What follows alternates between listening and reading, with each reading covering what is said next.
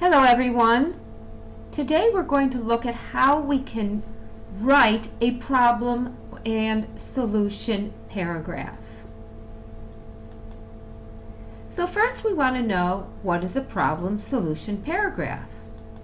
Well, it's a paragraph that has both the problem and the solution in it.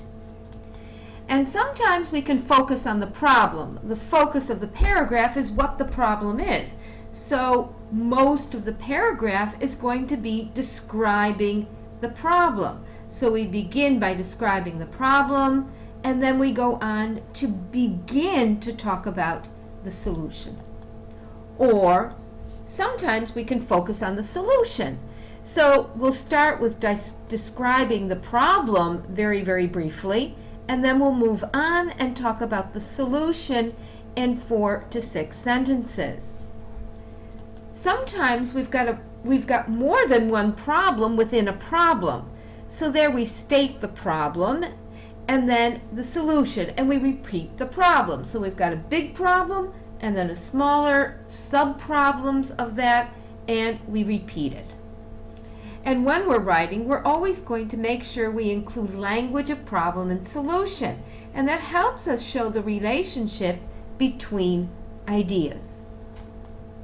So let's look at an example. People who live in apartments in big cities often face an annoying hardship. Hardship tells me it's a problem. The walls and ceilings are very thin. Well, that tells me what the problem is. That means you can hear your neighbors, but also they can hear you. More about the problem. This can lead to disputes and conflicts with neighbors. More about the problem, and the word disputes and conflicts reinforces the issue of a problem.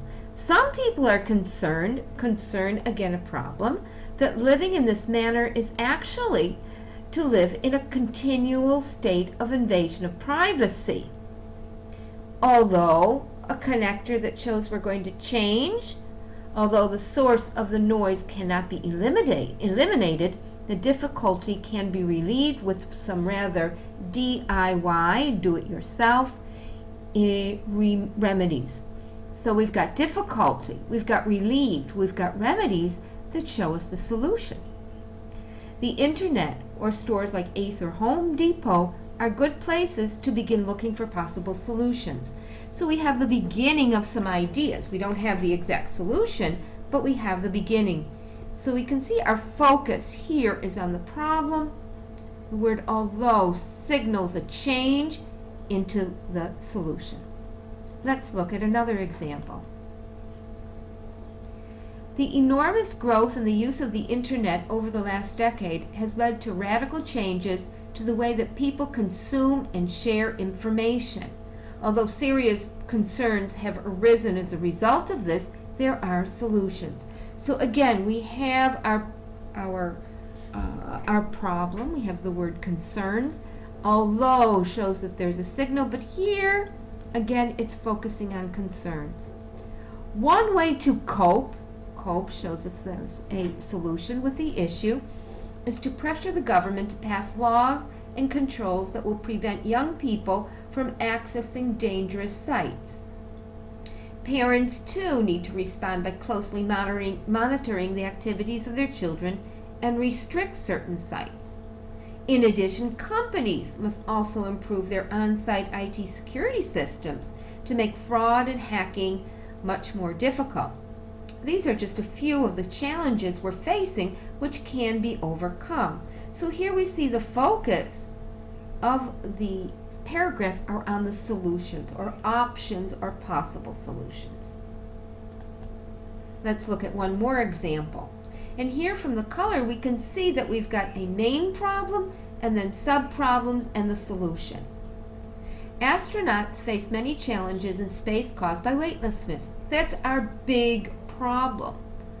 One of these obstacles is floating around the cabin, so that's a sub-problem. To solve this problem, the problem of floating around the cabin, astronauts wear shoes that are coated with a special adhesive. This adhesive sticks to the floor of the cabin. Serving food is another problem. It won't stay put on the table. We've got another problem. And here we've got the word problem that's there.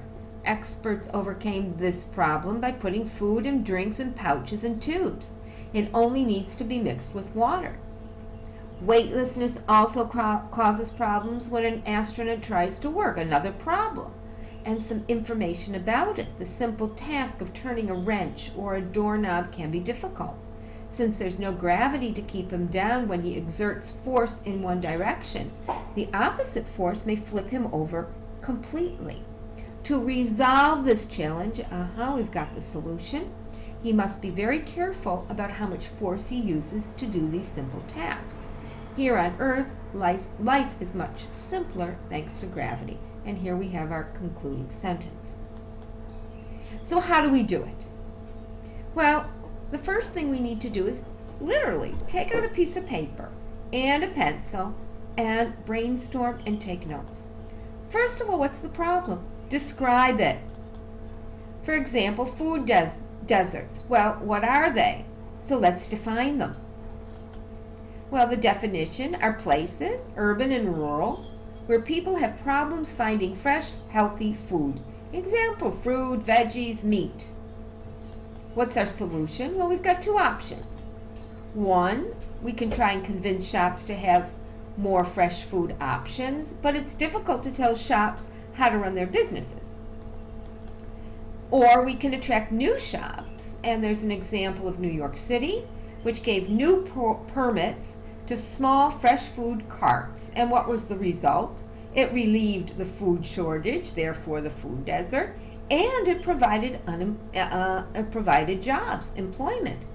And because it is the preferred solution, we're going to put it at the end of our paragraph. So how do we do that? Let's look. In both cities and rural areas, food deserts are a source of growing concern. Okay, we've got concern, we've got a problem, and what in the world is food deserts? So we have to define it or explain the term. Food deserts exist where there are no supermarkets or food stores, so residents have difficulty finding healthy food, especially fresh fruit, vegetables, and meat in their communities. So here we've got the problem with a description. There are two basic options for alleviating food deserts. We've got alleviating, it shows a solution.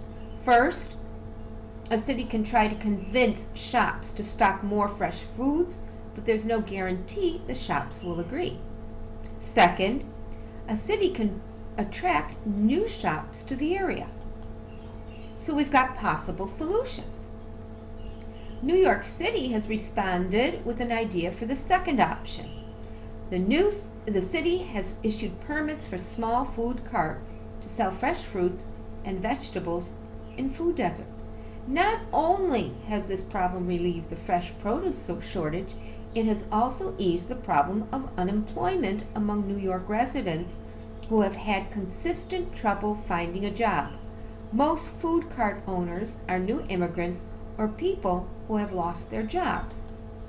So now we have the preferred solution with its outcomes, with the results, a little bit of a description of the solution. And here we can see the focus are on the solutions. We've got the problem in the beginning, and then the focus are on solutions. So now you're ready to write. So get out a piece of paper, a cup of coffee, something sweet. Your phone can help. It's a good dictionary. And get to work. I know you can do it.